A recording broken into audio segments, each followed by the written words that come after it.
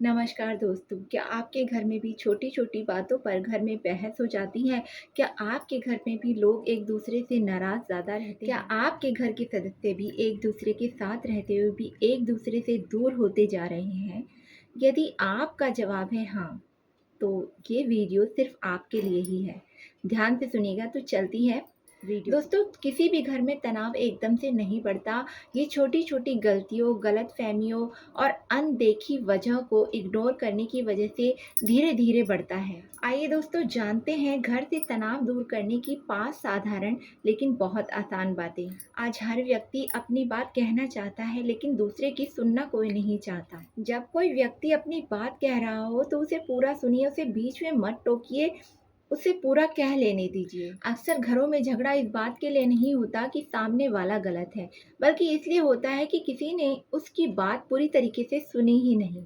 कई बार इंसान अपनी कही गई बात का समाधान नहीं चाहता, बल्कि ये चाहता है कि कोई उसको समझे, उसकी पूरी बात को सुने। जहाँ सुनने की आदत होती है, वहाँ रिश्ते मजबूत होते हैं, घर का तनाव चुटकियों में गायब हो जाता है। दूसरी बात दोस्तों, रोज थोड़ा-सा समय अपने परिवार के लिए निकालिए।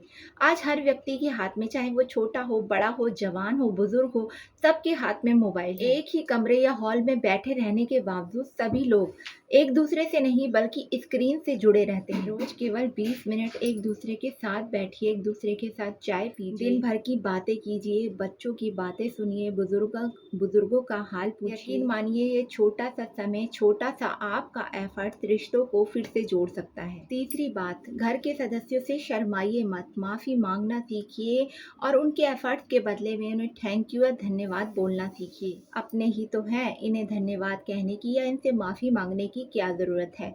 लेकिन दोस्तों, यही सबसे बड़ी गलती होती है। एक छोटा सा धन्यवाद या थैंक यू किसी की मेहनत की कद्र दिखाता है, तो वही मुझे माफ कर दीजिए ये रिश्तों में फिर से वही प्यार ले आता है। जो इंसान अपने परिवार में झुकना सीख जाता है, अकड़कर नहीं रहता, वही रिश्तों को बहुत अच्छे से निभा पाता है। चौथी बात दोस्तों, कभी भी गुस्से में फैसला मत लीजिए। गुस्से में बोले गए शब्द जीवन भर याद रहते हैं। गुस्से में कभी भी किसी को तुरंत जवाब मत दीजिए, थोड़ा शांत रहिए और जब गुस्सा शांत हो जाए तब अपनी बात कहिए, क्योंकि एक पल का गुस्सा कई बार पुराने से पुराने रिश्तों को भी तोड़ सकता है। इसलिए परिवार के अंदर शांत रहना सबसे ज़्यादा ज़रूरी है। पांचवी बात दोस्तों, एक दूसरे की अच्छाइयों की तारीफ कीजिए। हम अक्सर गलतियां तो देख लेते हैं लेकिन अच्छाइयों को इग्नोर कर देते हैं।